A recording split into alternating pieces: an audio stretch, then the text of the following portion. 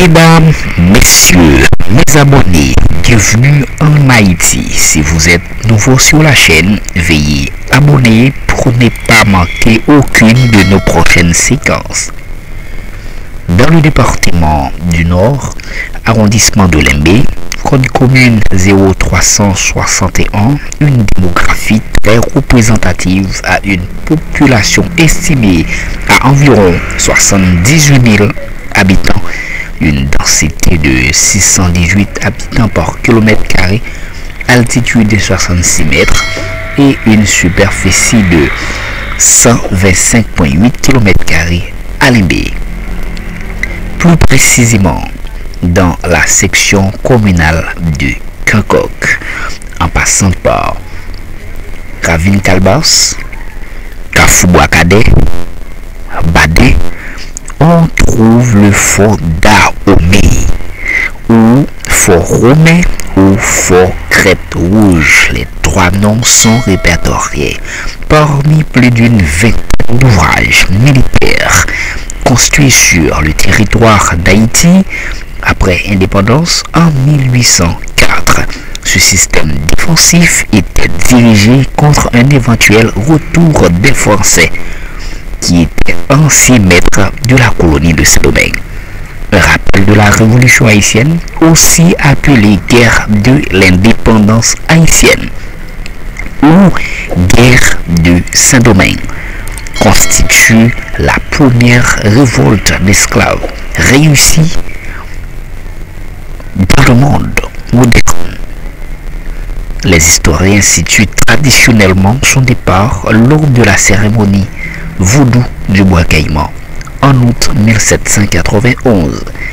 Quelques commandants, je peux citer Duty Boukman, Jean-François, Georges Berssou, Toussaint Louverture, Jean-Jacques Dessalines, pour citer seulement.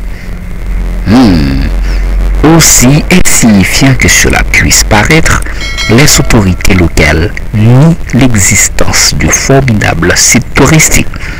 Ce site est magnifique, mais dégradé par l'absence de la propreté.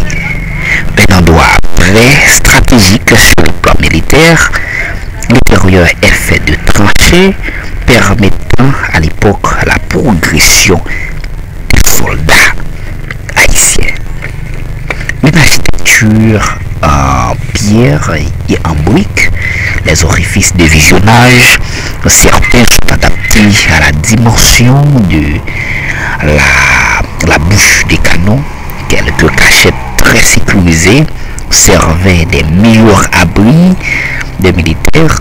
Certaines personnes parlent d'une voie de communication souterraine qui relie le fort Crête Rouge et la citadelle à Milo.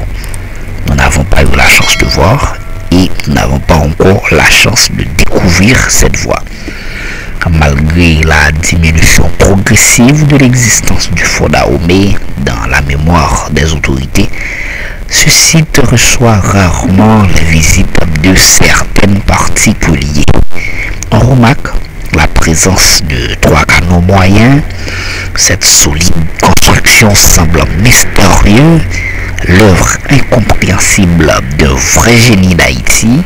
Le pire des choses, c'est que après 1986, les nouveaux dirigeants haïtiens n'avaient pas l'épaulette de leur aînés, car ils sont complètement détachés de leur œuvre de bravoure des héros de l'indépendance.